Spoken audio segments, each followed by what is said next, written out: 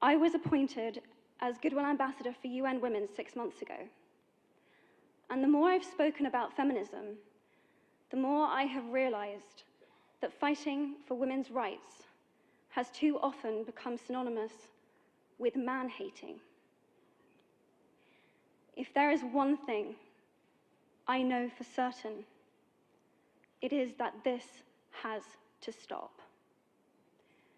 For the record, feminism, by definition, is the belief that men and women should have equal rights and opportunities. I started questioning gender-based assumptions a long time ago. When I was 8, I was confused being called bossy because I wanted to direct the plays that we would put on for our parents, but the boys were not. When at 14, I started to be sexualized by certain elements of the media. I decided that I was a feminist, and this seemed uncomplicated to me. But my recent research has shown me that feminism has become an unpopular word.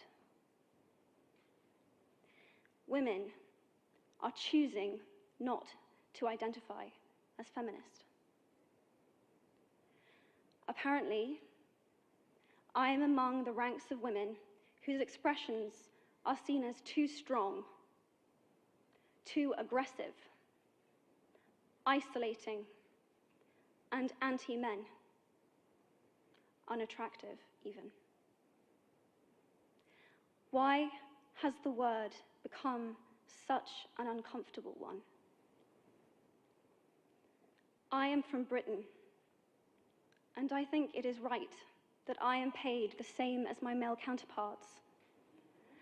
I think it is right that I should be able to make decisions about my own body. I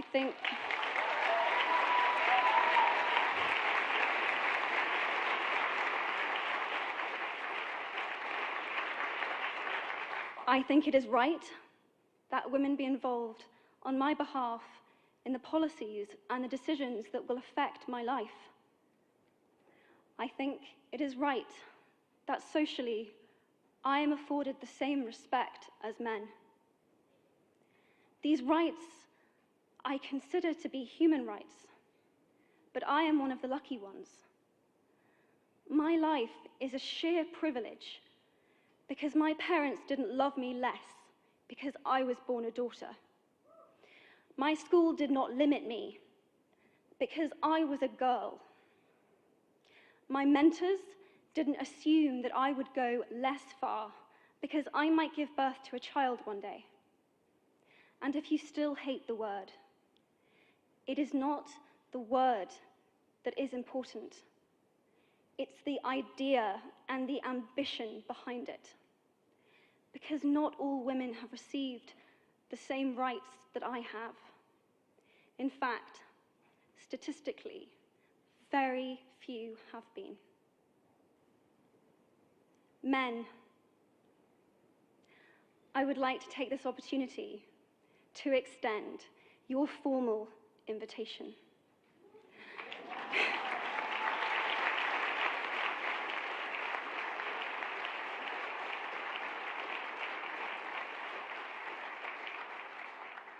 Gender equality is your issue too. Men don't have the benefits of equality either. We don't often talk about men being imprisoned by gender stereotypes, but I can see that they are, and that when they are free, things will change for women as a natural consequence. If men don't have to be aggressive in order to be accepted, women won't feel compelled to be submissive. If men don't have to control, women won't have to be controlled. Both men and women should feel free to be sensitive. Both men and women should feel free to be strong. It is time that we all perceive gender on a spectrum instead of two sets of opposing ideals.